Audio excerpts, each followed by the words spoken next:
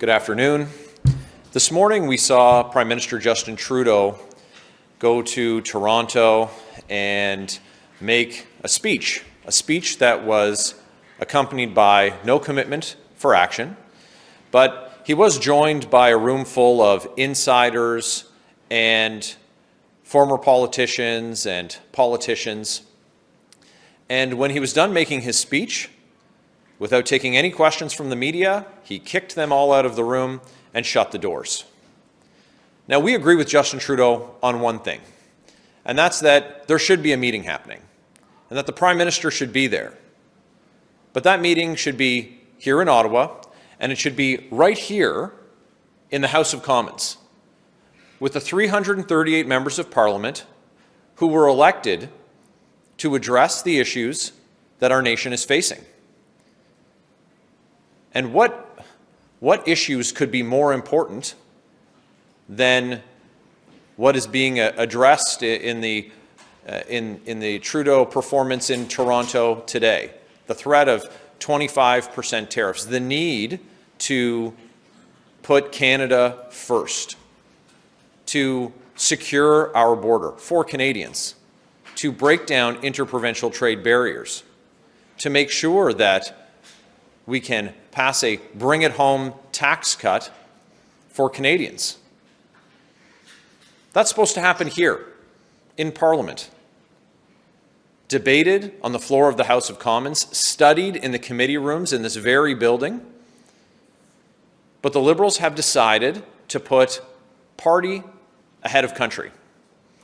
And while Justin Trudeau performs in Toronto, the rest of the Liberals are lined up behind their leadership hopefuls like Carbon Tax Carney and Carbon Tax Christia, who have yet to pronounce on if they share Mr. Trudeau's view that Parliament isn't important. But look, the absence of them having said it underscores that we know that they don't see the value in putting country before party.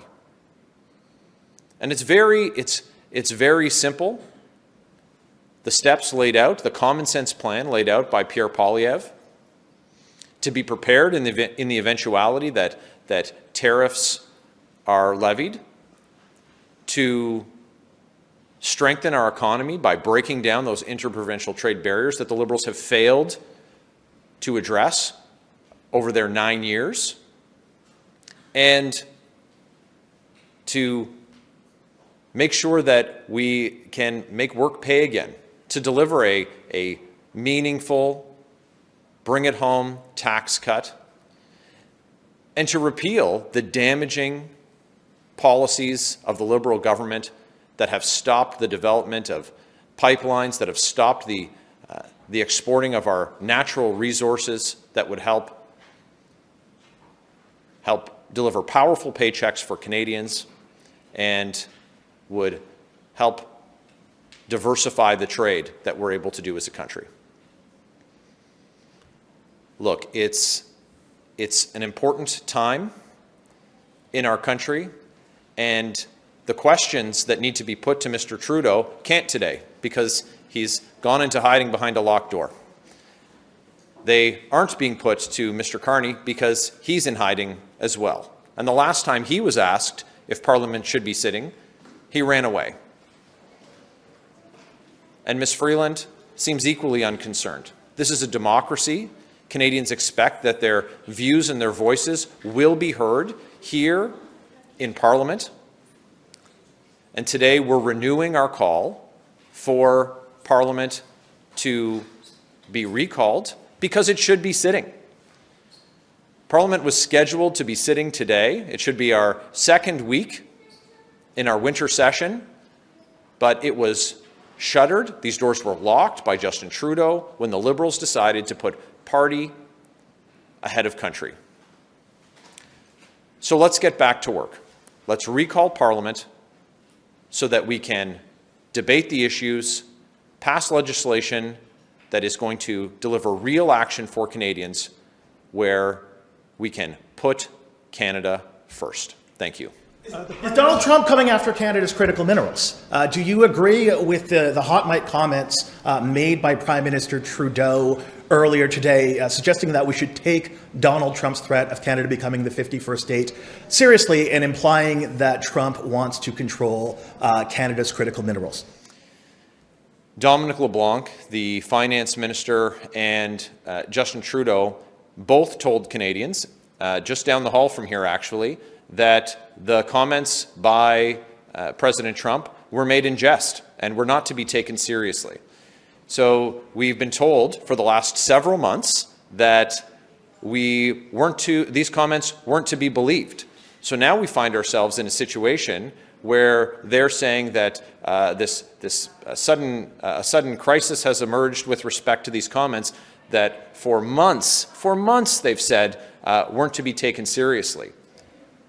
The Liberals have an opportunity to address this very important question that you ask, and it should be addressed right here in the House of Commons. That's where Canadians expect us to protect our national interests, to make sure that we have relationships and we have trade agreements and we have partnerships that put Canada first, including and especially with respect to our natural resources. Does it concern you, though, that Canada's largest ally might be coming after our natural resources? I mean, and if you're in power, if you become government, what are you going to do about that?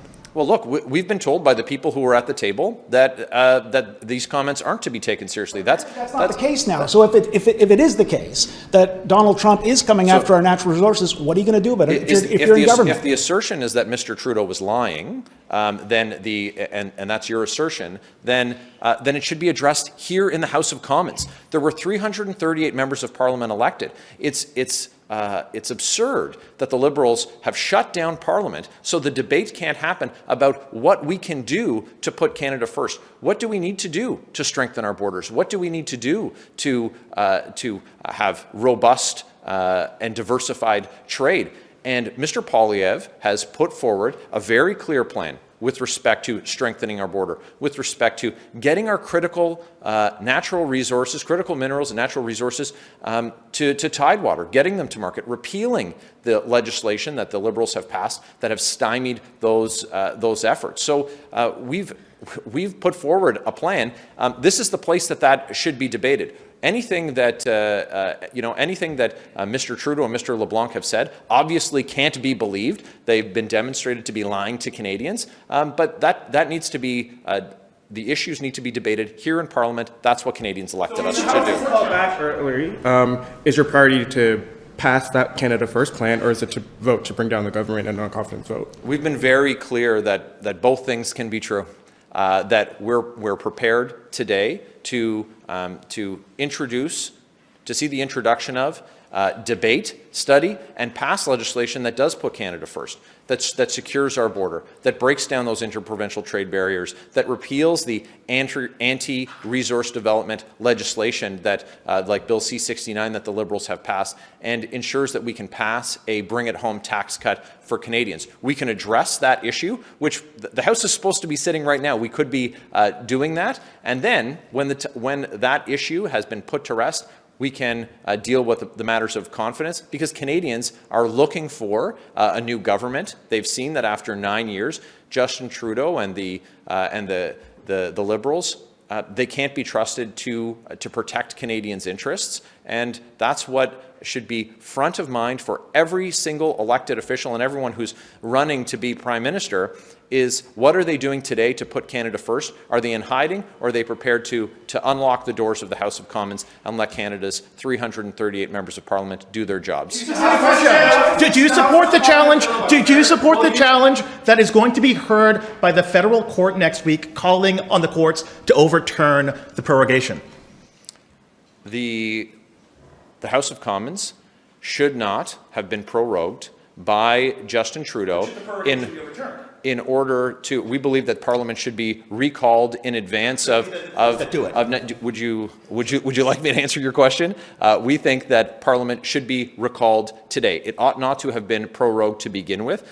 This is a very important time for our country. There was no surprise to Justin Trudeau in the beginning of January that we were going to be dealing with these issues. He should not have prorogued Parliament. It should be recalled today. That's what Canadians expect, and that's why we're calling on the government to recall Parliament and to put Canada first. Take action if Trudeau won. Thanks very much.